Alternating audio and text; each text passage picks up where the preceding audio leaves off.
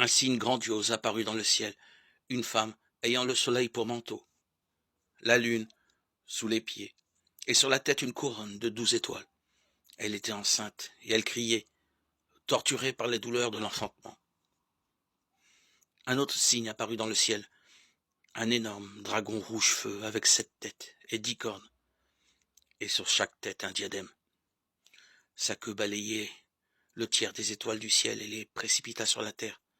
Le dragon se tenait devant la femme qui allait enfanter, afin de dévorer l'enfant dès sa naissance. Or, la femme mit au monde un fils, un enfant mâle, celui qui sera le berger de toutes les nations, les menant avec un sceptre de fer. L'enfant fut enlevé auprès de Dieu et de son trône, et la femme s'enfuit au désert, où Dieu lui a préparé une place pour qu'elle y soit nourrie pendant 1260 jours. Il y eut alors un combat dans le ciel, celui de Michel et de ses anges contre le dragon.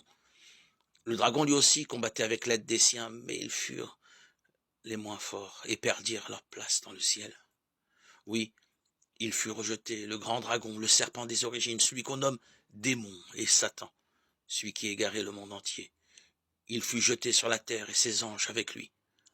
Alors j'entendis dans le ciel une voix puissante qui proclamait « Voici maintenant le salut, la puissance et la royauté de notre Dieu et le pouvoir de son Christ.